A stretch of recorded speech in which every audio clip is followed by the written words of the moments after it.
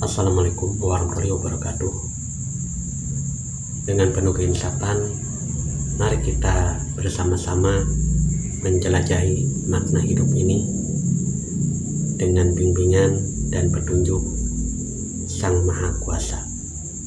Mari kita sambut kehadiran channel Kang Darman Denesa sebagai teman perjalanan spiritual menuju kebaikan, dan mari kita bersama-sama memperkuat iman dan takwa dengan mempelajari dan menyimak apa yang disampaikan di dalam video berikut ini. Selamat jalan teman berpikir Buya Syakur, dan kita ingat bahwa semua ceramah Buya Syakur itu menunjukkan betapa Indonesia kelebihan akal pikiran sebetulnya. Orang semacam Buya Syakur itu dengan enteng, dengan santai, tapi dengan ketajaman ilmu pengetahuan menguraikan soal-soal rumit di dalam hukum syariah, di dalam fikih, di dalam legal philosophy dari masyarakat Islam, masyarakat Muslim, dan dia mengedarkan dengan cara yang unik, yaitu kemajemukan dan terutama kesetaraan manusia tuh. Jadi kita ingat Buya Syakur sebagai orang yang menuntun bangsa ini untuk tidak hilang akal sehat tuh. Jadi saya banyak belajar dari seluruh YouTube dia itu, dan itu menginspirasi kita juga. Saya kira juga saya usulkan anak-anak muda, mereka yang Gen Z ini, untuk ikuti ceramah-ceramah almarhum yang sangat bermanfaat, berfaedah bagi bangsa, menenangkan batin, dan dituntun oleh logika yang tajam itu. Jadi kemampuan beliau untuk menyederhanakan ilmu pengetahuan itu dimaksudkan supaya jalan pikirannya itu tetap utuh walaupun diucapkan saya sederhana. Jadi sekali lagi selamat jalan Buya Syakur, dan saya terutama menikmati dengan sangat indah seluruh pemikiran almarhum. Tafsirnya Rocky Gerung tentang argumentasi akal sehat yang menafsirkan bahwa ayat atau surat Al-Baqarah ayat 269 itu menurut Rocky Gerung itu adalah sebagai sebuah penguat tentang argumentasi akal sehat. Nah, saya ingin menunjukkan sebuah prolog dulu bahwa kata Buya sendiri tentang Al-Quran, Alkitab, Al-Furqan, dan Al-Dzikr itu ada sisi lain yang berbeda. Kalau Al-Quran itu adalah hudalinas, ini seakan-akan bahwa Al-Quran itu menjadi sebuah konsumsi kepada publik siapapun, karena ini adalah Al-Quran hudalinas untuk siapapun. Iya. Nah, konsekuensinya bahwa ketika Al-Quran sebagai hudalinas, maka tidak ada batasannya. Seakan-akan ini adalah Al-Quran hadir di dalam ruang publik, bisa ditafsirkan oleh siapapun, bisa dibaca oleh siapapun dari sisi keilmuan gitu, sebagai sebuah pengetahuan. Nah, menurut Buya bahwa ketika Rocky Gerung ini menafsirkan Al-Quran surat Al-Baqarah dengan 269-nya itu sebagai argumentasi akal sehatnya, dan ini merujuk daripada Al-Quran itu sendiri bisa dibaca oleh siapapun, menurut Buya itu gimana? Apa terlepas dari kontestasi politik gitu? Saya melihat Rocky Gerung sebagai seorang filosof gitu loh, Rocky Gerung sebagai seorang ilmuwan gitu loh, tentang menafsiri surat Al-Baqarah gitu, karena konsekuensinya ketika Al-Quran maka ini bisa dibaca oleh siapapun gitu. Oke, paham dah. Gitu. Begini, Al-Quran adalah untuk seluruh umat manusia, ya, transparan dan transandental untuk seluruh umat manusia. Boleh nggak non muslim membaca Quran? Boleh. Siapa yang melarang? Ya. Siapa yang berhak menafsirkan Quran? Lembaga mana yang membuat SK bahwa orang ini berhak menafsirkan? Dan SK melarang orang ini menafsirkan. Ada nggak lembaganya? Ada. Sesuka-suka mereka. Para mufassirin itu, apakah Said Qutb, apakah As-Sabuni, apakah Quraish Shihab, apakah Hamka, apakah Al-Maroghi, itu tanpa SK, bekerja sendiri. Dan Nabi Muhammad tidak pernah menafsirkan Al-Quran. Tidak ada tafsir Nabi. Nabi hanya menjawab kalau ada yang bertanya tentang lafaz ini maknanya apa, itu aja. Nah, ketika mereka menulis Al-Quran, terjadilah penafsiran itu berbeda-beda. Paham nggak? Berbeda-beda. Kenapa? Kalau orang ini ideologinya Mu'tazilah, maka penafsirannya versi Mu'tazilah. Kalau ini orangnya Syiah, maka penafsirannya versi. Kalau Ahli Sunnah wal Jamaah, dan seterusnya dan seterusnya. Al-Quran ditafsirkan pada zaman berbeda, hasilnya akan berbeda. Lalu di mana ada batasan orang tidak boleh menafsirkan? Iya kan? Itu persoalannya nanti adalah uji publik. Penafsirannya sah atau tidak itu nanti publik yang menilai. Betul enggak? Yang menerima Imam Syafi'i sebagai mazhab itu tidak ada organisasi negara manapun yang memaksakan harus bermadzhab Syafi'i. Ya kan? Artinya Imam Syafi'i acceptable untuk masyarakat tertentu, Indonesia, Malaysia, ya kan gitu. Tapi di Maroko tidak, dia memilih Maliki. Yang ini memiliki mazhab Hambali, dan terbagi semua itu secara berbeda-beda. Dan itu pun hasil kajian mereka tidak menjadi keputusan mengikat, sifatnya normatif, ya suka dia. Karena belum menjadi undang-undang. Sekalipun fikihnya mengatakan mengawinkan perempuan di bawah umur boleh, tetapi karena undang-undang yang berlaku adalah melarang perkawinan anak perempuan di bawah 16 tahun, siapapun di sini menikahkan perempuan di bawah 16 tahun ditangkap, masuk penjara, nggak ada urusan. Sekalipun Syafi'i membolehkan. Itu persoalannya.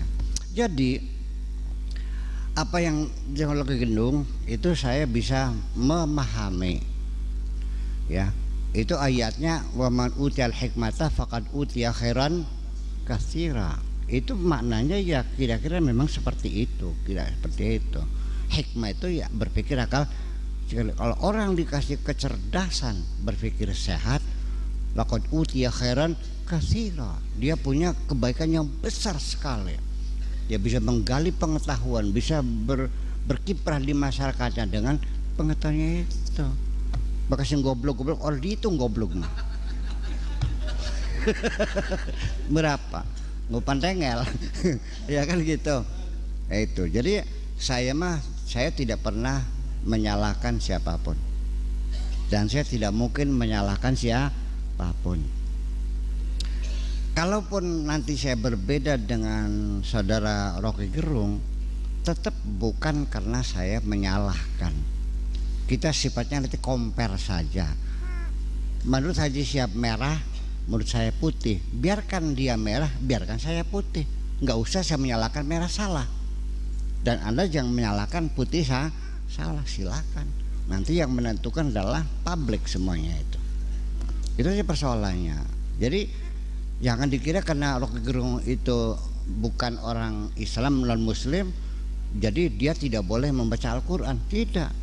Al-Quran itu hudan linnas.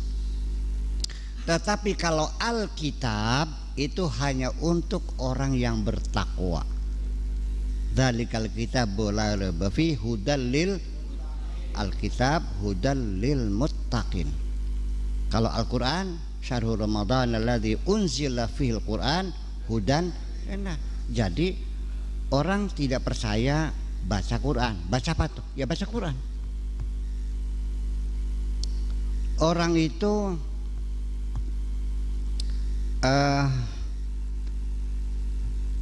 Isinya tentang bahwa bulan itu mengorbit sekitar bumi. Wal qamara qaddarnahu manazilah hatta ada kalau original qadim.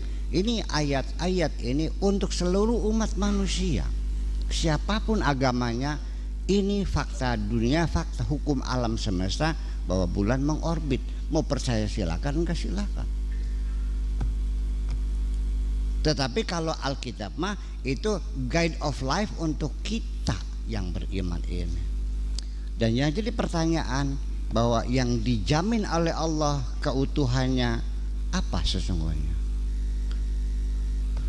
Inna nahnu nazzalna dzikra wa inna lahu lahafizun. Apa yang dijaga di sini? Az-zikr. Mushaf sama nggak dengan Quran? Beda. Nah, kita umat Islam di Indonesia pada umumnya tidak tahu bedanya mushaf dengan Al-Furqan, dengan Az-Zikr, dengan Al-Quran dan Alkitab. Semuanya sama. Kita di sini ada penyederhanaan pemikiran. Di sana ada mandub, ada nafilah, ada mustahabbah, ada sunnah. Kita di sini sunnah. Ya kan begitu? Di sana ada makruh tahrim, makruh tanzih. Kita di sini hanya makruh saja. Di sana ada fardu, ada wajib, kita ya wajib saja. Itulah karena penyederhanaan inilah yang menyebabkan kita jadi kurang mendetail dalam berpikir. Itu aja persoalannya. Jadi pada akhirnya silakan saja yang mempelajari Al-Quran itu bukan Rocky Gerung saja, banyak para orientalis yang tetap pada agamanya mengadakan kajian-kajian tentang Al-Quran. Yang jujur ada, yang tidak jujur juga ada. Yang tidak jujur ketangguhan akhirnya mah, iya kan? Tapi kalau dia jujur dan benar, saya baca, saya akui orang ini hebat, bagus. Dan saya juga mengakui kepintaran Rocky Gerung, ya, khususnya di bidang filsafat etika terapan. Itu dia memang ahlinya. Iya, dan saya tidak akan membahas tentang kekurangan beliau, gitu. Tapi beliau adalah pandai berpikir.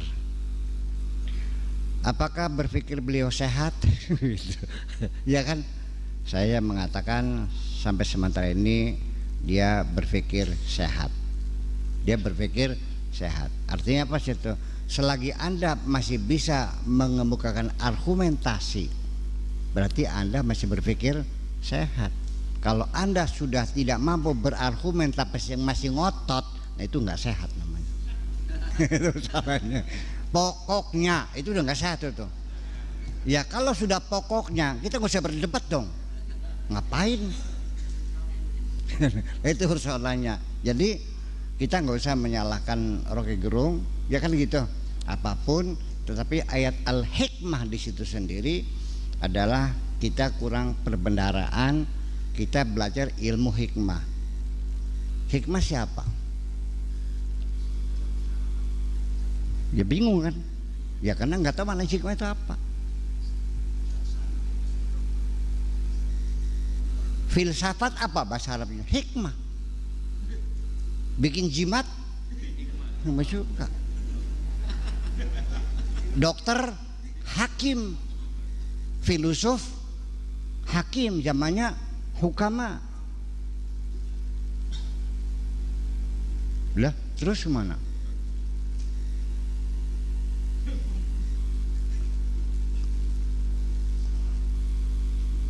Aristo Al-Hakim itu filosof Aristoteles.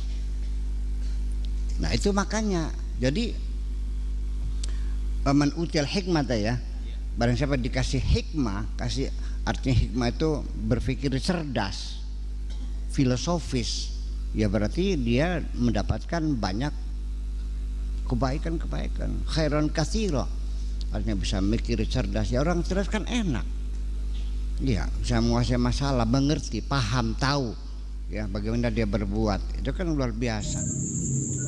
Alhamdulillah, terima kasih banyak.